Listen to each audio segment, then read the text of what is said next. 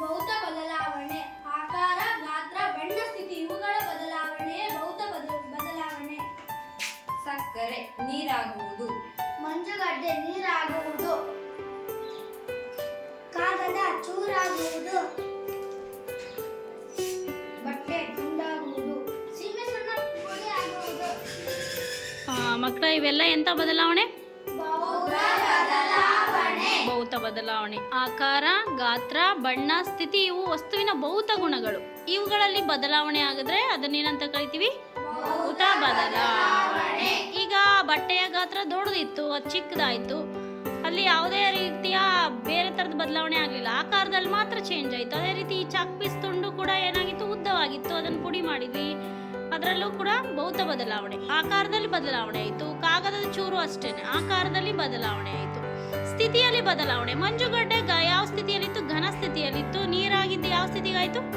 ದ್ರವ ಸ್ಥಿತಿಗೆ ಬಂತು. ಅದೇ ರೀತಿ ಸಕ್ಕರೆನೂ ಕೂಡ ಘನ ಸ್ಥಿತಿಯಲ್ಲಿತ್ತು, ನೀರನ್ನು ಹಾಕಿ ಅದನ್ನು ಕರಗಿಸಿದಾಗ ಏನಾಯಿತು? ದ್ರವ ಸ್ಥಿತಿಗೆ ಬಂತು. ಸ್ಥಿತಿಯಲ್ಲಿ ಬದಲಾವಣೆ.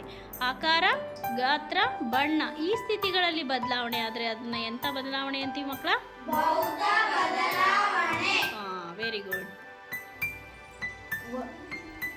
ಒಂದು ಅಥವಾ ಹೆಚ್ಚು ವಸ್ತು ಉತ್ಪತ್ತಿಯಾಗುವ ಬದಲಾವಣೆಯೇ ರಾಸಾಯನಿಕ ಬದಲಾವಣೆ. ಇಲ್ಲಿ ಬೆಳಕು, ವಾಸನೆ, ಉಷ್ಣ, ಬಣ್ಣ ಬದಲಾವಣೆ, ಅನಿಲ ಉತ್ಪತ್ತಿಯಾಗುತ್ತದೆ. ಹಾಲು, ಮೊಸರು, ಅನ್ನ, ಅಳಸಿ ವಾಸನೆ ಬರುವುದು. ಬದನೆಕಾಯಿ ಕಪ್ಪಾಗುವುದು.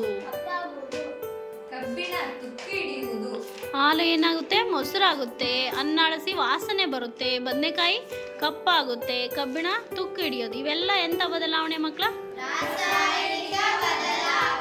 ಈ ರಾಸಾಯನಿಕ ಬದಲಾವಣೆಯಲ್ಲಿ ಕೆಲವೊಮ್ಮೆ ಬೆಳಕನ್ನು ನೋಡ್ಬೋದು, ಮತ್ತು ವಾಸನೆ, ಈಗ ಅನ್ನ ಅಳಸಿದಾಗ ವಾಸನೆ ಬರುತ್ತೆ. ಅದೇ ರೀತಿ ಉಷ್ಣ ಉತ್ಪತ್ತಿ ಆಗುತ್ತೆ. ಕಬ್ಬಿಣ ತುಕ್ಕು ಹಿಡಿದು ಅದರ ಬಣ್ಣದಲ್ಲಿ ಬದಲಾವಣೆ ಆಯಿತು. ಅದೇ ರೀತಿ ಬದನೆಕಾಯಿ ಬಣ್ಣದಲ್ಲೂ ಏನಾಯಿತು?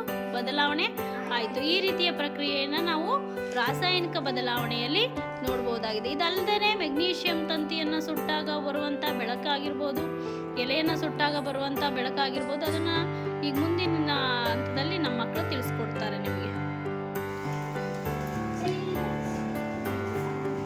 ಮಕ್ಕಳು ನೀವು ಈಗ ನೋಡಿದ್ರಲ್ವಾ ಭೌತ ಬದಲಾವಣೆಯಲ್ಲಿ ಮೆಗ್ನೀಷಿಯಂ ತಂತಿ.